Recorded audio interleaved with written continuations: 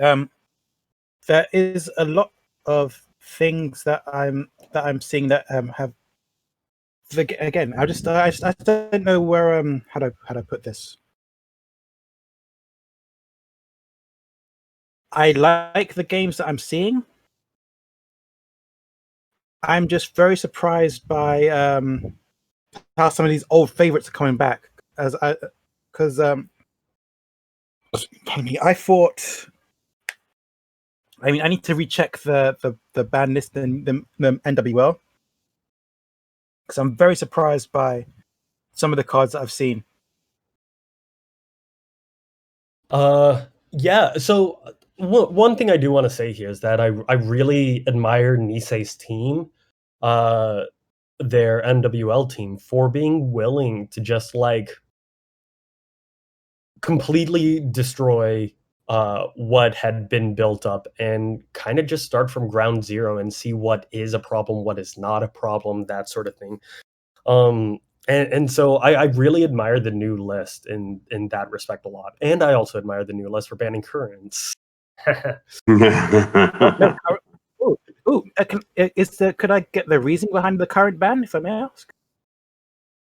I believe the Nisei released a specific explanation for some of the key cards.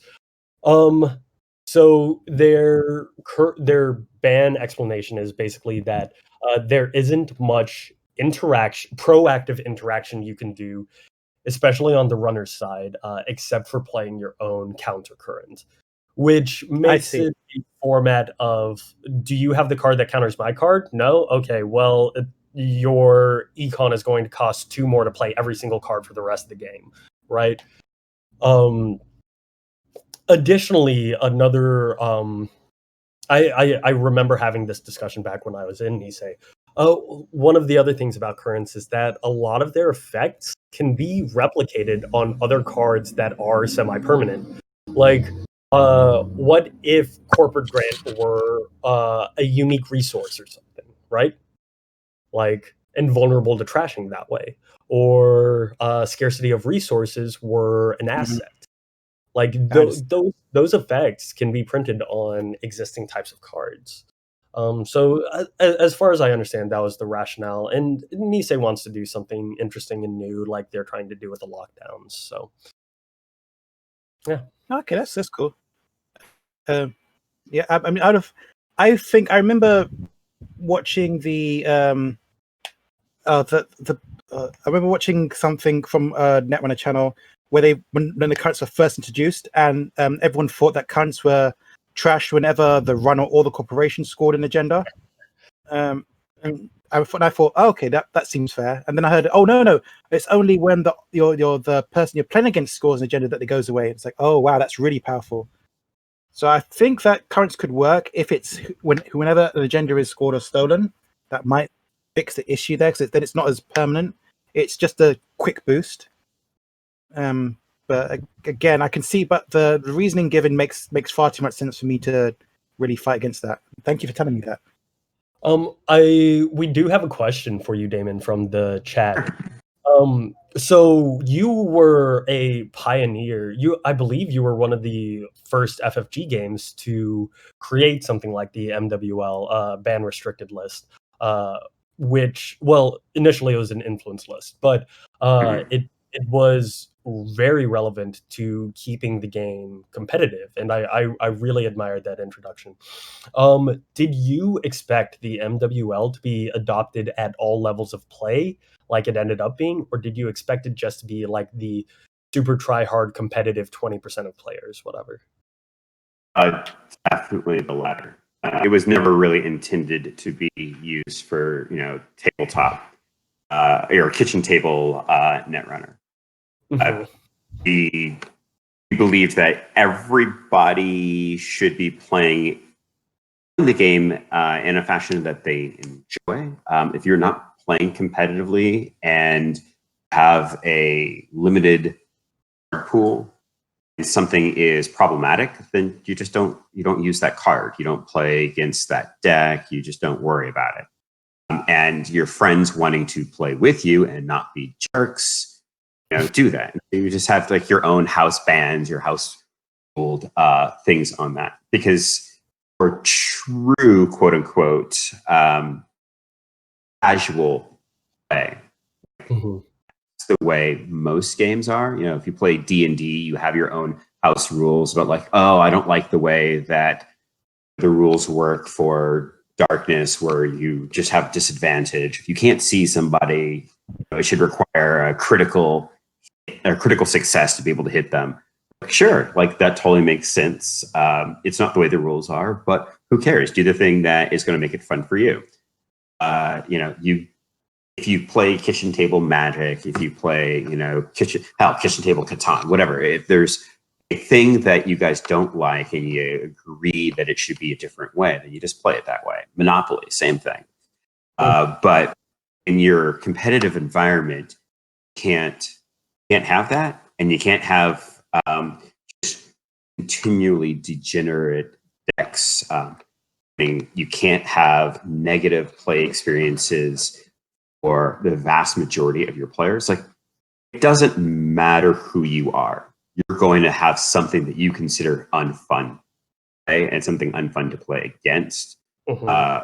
When majority of a competitive group thinks something is unfun, and you're sort of pushed into a position. Do I play the thing I hate because I think it's good? In which case, a whole swath of the competitive environment goes in that direction. Or do you refuse to play it and handicap yourself? And that's just not a place where competitive players should be forced to make a decision. Yeah, the idea was for it to deal with the competitive environment, only. I have to say, the first game actually to institute a list to work in that kind of fashion is actually the other game that I was lead designer on, which was Game of Thrones.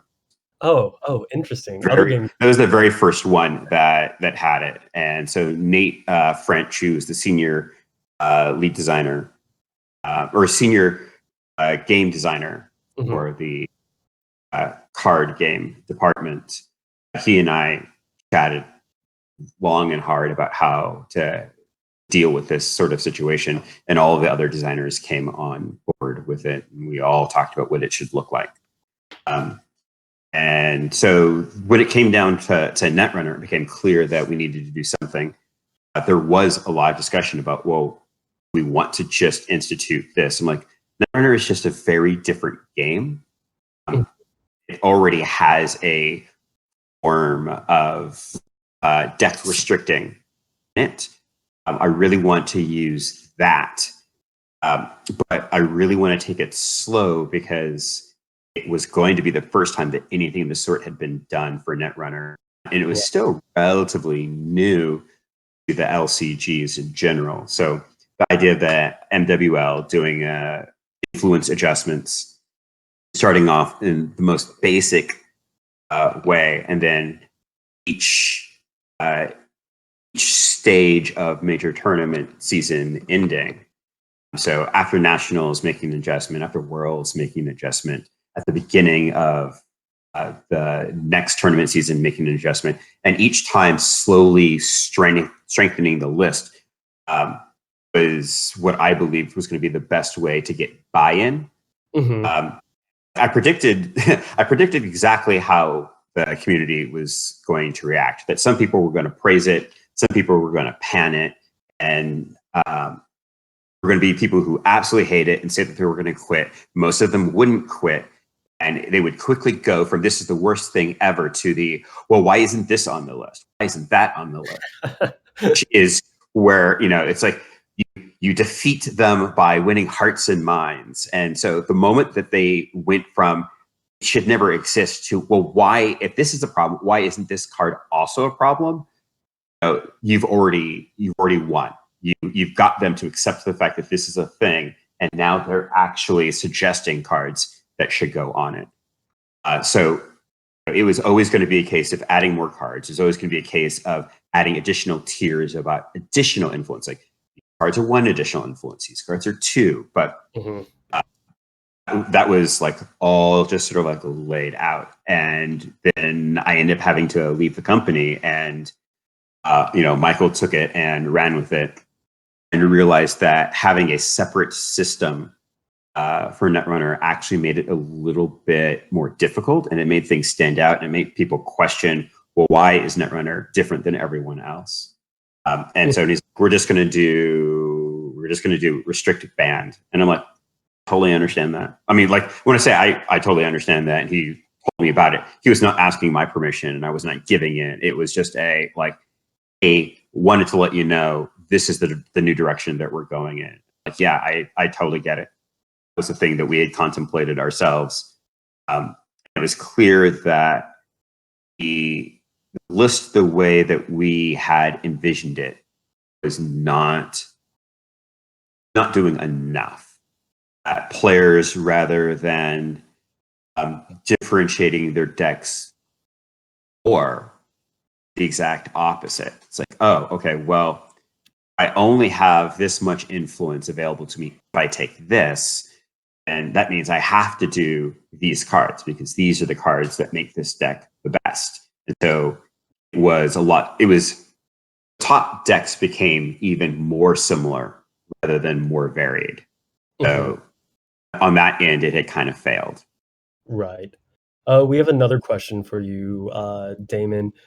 Was ngofront a card discussed during your tenure on the game? Because that card really revolutionized agenda suites, enabling 4-2s and 5-3s to be scored in a sort of like 3-2 sort of way, where you didn't know if it was a fake out or if it was an agenda, and still gain tempo off of it in a way that you couldn't with with some of the trap cards.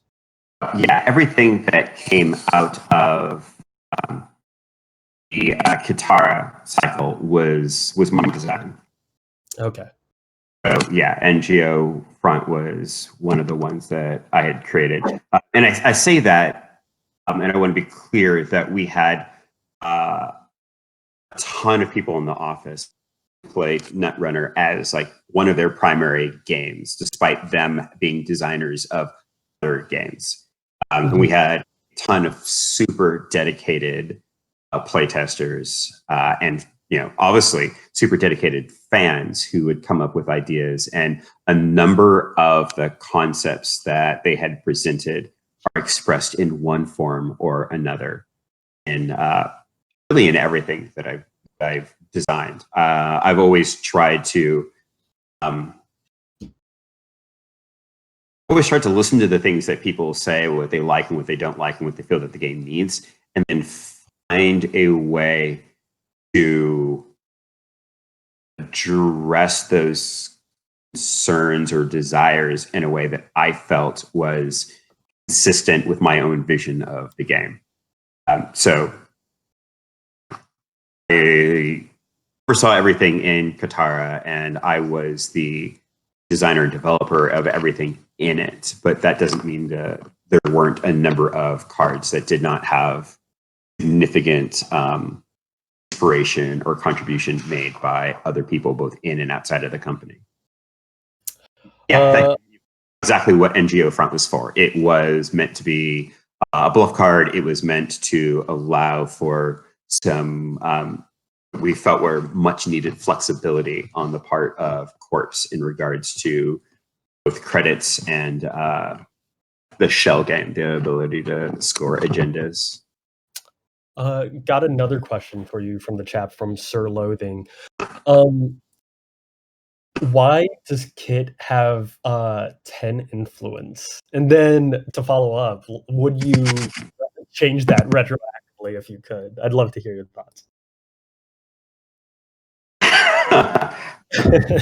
They're always really hard to talk about after the fact. I would say that if I had to do it all over again, knowing what I know now with where the game was when I was walking away from it, I would probably say, hey, can we change this influence? But at the time when I created her, and when Lucas and I were running the testing on her, it was very much believed that she needed to have 10. There was a fair amount of concern amongst the playtesters about her ability to create, her ability to destroy servers. Account Cyber 2 existed back then, and that was a huge card. It just became, it became, there was a lot of fear in regards to how strong she could be if she just had a full 15.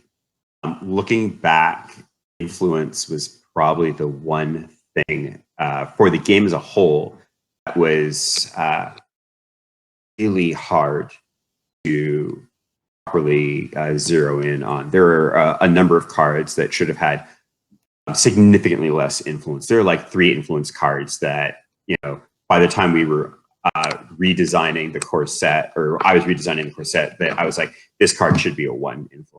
There's no need for it to be a 3. And then there's things like, this card should be a 5 influence. There's no way it should have been a 2. Like, it's really hard to sort that out properly. Lucas and I had talked about making cards without any influence, so they could only ever be used in their faction. In the same way that, like, you can't add an agenda from a different faction into a corp that doesn't match. Right. Oh, that's dangerous. I love it. That'd have been interesting to see.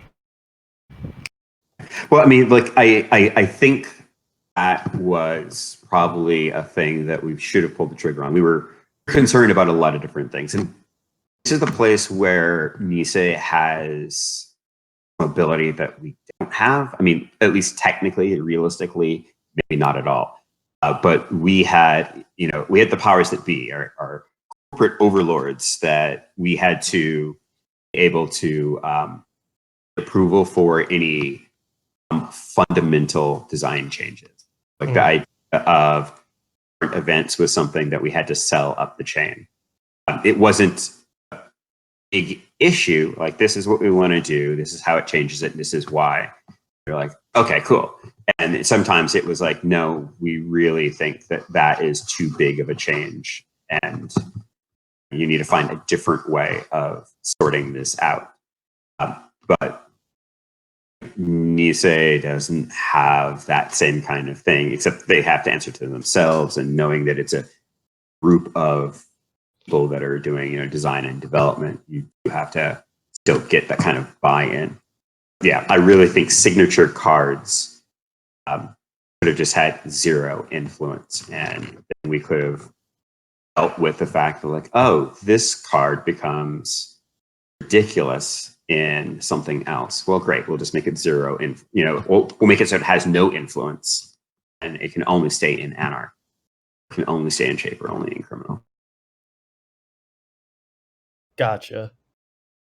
Since we're kind of turning this into and asking for you, Damon, have you been enjoying any other, like, card games or board games or traditional media games recently? Oh God. I think that for the last 2 years, the primary game that my wife and I have been playing has been Gloomhaven. We just really enjoy. That's awesome. Are you excited about Frosthaven? Oh yeah, definitely backed that. I think within the first hour of it. So we're excited to get that. No, I mean, like, right now, honestly, Netrunner is on our kitchen table and hasn't left for like the last week.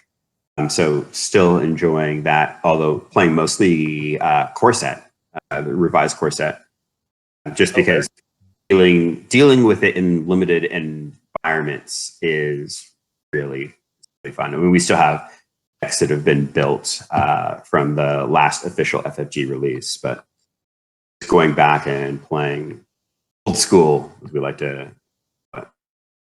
is a lot of fun. Yeah, sure. My wife is really into Euro games, so a lot of the stuff that we've been playing are various levels of sort of thing. We played Clans of Caledonia last night. Played Silken a couple of times in the last two. Very cool. Of the hobbyist type gamers, so we played Seven Wonders online with some friends every weeks. Very cool. I like it. Especially right now, considering what this tournament is about, Black Lives Matter. Could you speak a little bit more about why representation in gaming is so important? Hmm.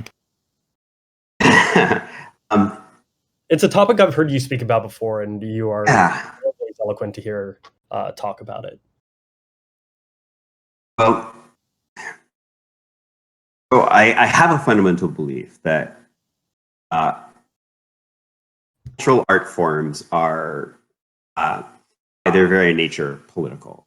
And most art is created from a very specific cultural perspective.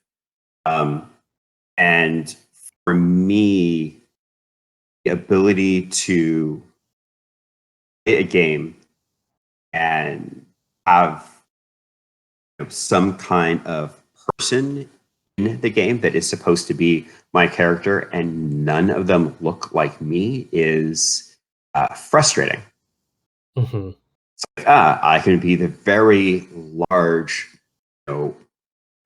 vaguely Scandinavian looking barbarian type, or I can be the very overly sexualized chainmail bikini barbarian, or I can be the Aryan-looking elf, sword master, or I could be the again overly sexualized Aryan-looking elf sorceress. Like it's just it's not even just that most games center Western European characters. Is that they even offer a very slim cross section of that Western European phenotype, that ethnicity. It's like, yes, here is somebody who looks like, the thin blonde model, and here is the muscular blonde model, and here is the thin brunette, and here is the muscular brunette. Oh, and here's the sensual redhead, and you're done. Right. And that is frustrating to have to always pretend to be someone else. People talk about get your politics out of my games. I just want to have fun. And I'm like, yes, I would love if you get your politics out of my game and just let me have fun. I can't play a character that looks like me. I'm presented with the fact that you don't think that people that look like me have a place in your world. The whole thing that you've created, that you've designed, that you've envisioned and dreamed about, however many months or years it took, does not include anyone who looks like me. And that is political in and of itself. So that is definitely one of the most frustrating things I hear is get politics out of games. Because if you're black, if you're brown, if you're gay, if you're trans, all of a sudden your existence is political when it's applied to a game. So yeah, it's really frustrating to hear that representation of you or your existence is boiled down to something political and not acknowledged as who you are, for sure.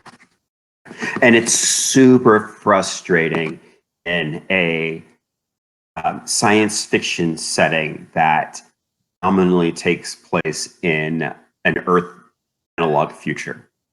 Like In Cyberpunk in particular, because it's about disenfranchised people, right?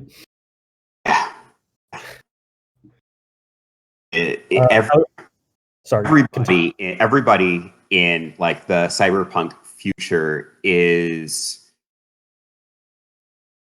oppressed unless they are part of the oligarchy. Like that is the whole point. That's the entire caution behind cyberpunk that the authors were creating. Mike Pondsmith, who created the cyberpunk role-playing game, had said like this was a warning. This was not something to esteem to, and the knowledge that as we progress as a species, we end up with more and more cross-cultural children being born of mixed ethnicity, and yet so much of the future that is supposed to be written or created about Earth centers around pure Western European stock. And people of color are invisible or to non-existent, or they are in the exact same menial roles that they've played for the last 125 years of cinema, and that's problematic. So I wanted to be able to play characters that looked like me. I wanted my friends to be able to play characters that looked like them. I wanted to have different religions present. I have friends who are Muslim. I have friends who are Hindu. And I really wanted to make sure that they were able to choose people that represented them if they wanted. I thought it would be really meaningful and powerful for particularly like cis-het white men to want to play characters who didn't look like them. Yeah, it is really powerful. What are some of your favorite, not just runners, but characters in the Android universe that you like are really proud of from a flavor and diversity and just character depth sort of perspective? Well, one that immediately comes to mind is is Victoria Jenkins. She is the nominal CEO of NBN. I'm going to say nominal because there is a board of directors that she has to deal with, because there are board of directors for every corporation. And Victoria is a combination of three particular people. Her general look was sort of inspired by Jessica Williams, who, if you don't know who she is, she was a anchor on a Daily Show. Yeah, okay. I see that now. Yeah, so like the twisted braids or everything like that. She also has a podcast, or had a podcast called Two Dope Queens. So the general look of her was based on Jessica Williams, the braids, and the clothing style was a bit inspired by Janelle Monáe.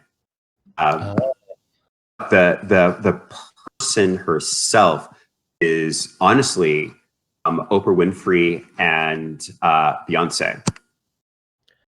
Okay, so like media mogul empire creators, right? Yeah. But specifically, so Oprah started off as a assistant reporter. She may have done like weather or something like that for a local Chicago network, and that was how she started. And she just at every stage took a bold and distinct step up in her career, seizing more and more power with every opportunity until she became Oprah. Beyonce is, very similar. Started off in a young girl group, which transitioned into a different girl group, which became Destiny's Child, and then became a solo artist, and owns like every single aspect of her own business and her image and her music. And these strong, powerful, Black women who were able to use the system against itself to subvert it, end up becoming like these major, media moguls, was just inspiring. And so Victoria was the same way. She was a African spokesmodel. Mm-hmm. She eventually turned that into a position where she was working for, news as one of their editing directors, and then just sort of like moved up the chain until she's running the entire corporation that owned the station that she used to work for when she was, a teenager.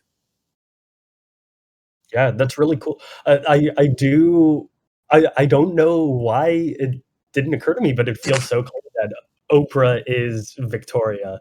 That is really cool. Really cool way to incorporate an existing story into this artificial world. It is a thing that I have always tried to do, is root Netrunner's lore in our own world. As much as it is the Earth of the future, the easiest way to ensure that it reads as true is to keep the stories that it tells rooted in what is currently going on in our world, things that are in our past. Like the creation of like Jemison Astronautics was. If you didn't mention it, I was going to love that. Yeah. It's rooted in a amazing Black male astronaut who honestly is so much more. She's an engineer, a physician. She was an astronaut, first Black woman to travel into space. Started a number of nonprofits when she left. Actress portraying, characters on Star Trek: The Next Generation. It's just she's amazing, and a lot of people didn't really have any idea of her existence at all. And so, a little shout out to her, by way of one of Wayland's very few actually good corporate entities. Yeah, absolutely. So you think Jemison Astronautics is genuinely good? Oh God, yes, absolutely.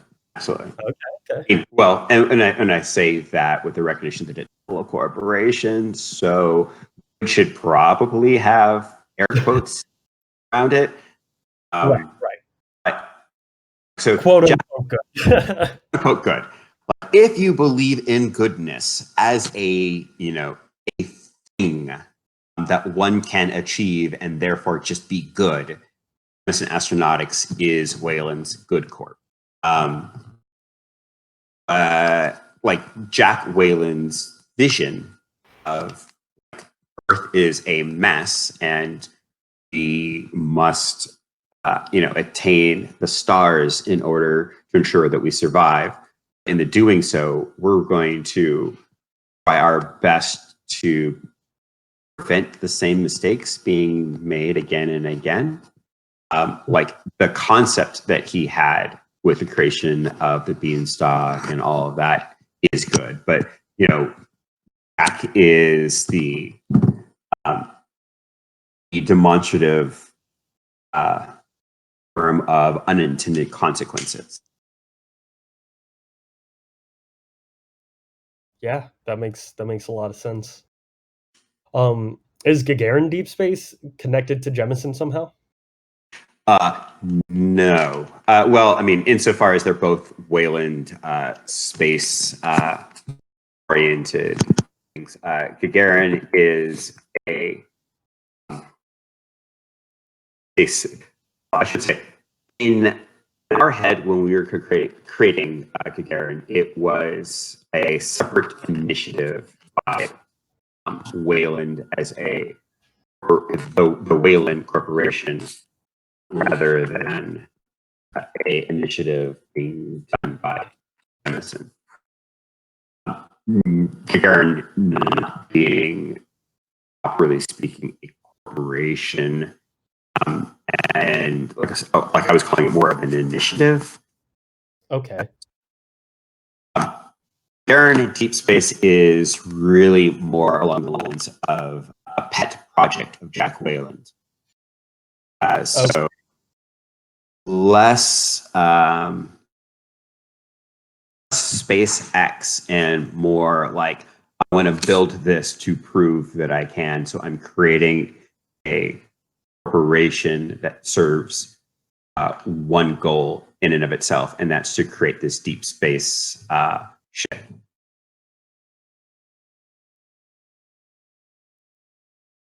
Very cool. I love hearing that.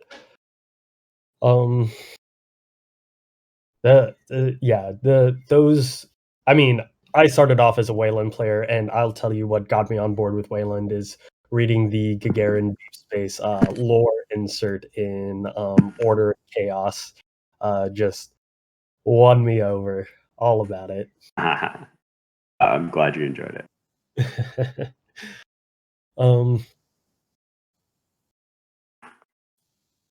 Just starting now. Okay. Lovely voice has informed us of the next round. Thank you for talking with us, Damon. The AMA was fantastic. Maybe we'll get a few more questions in before you have to go take care of the little ones.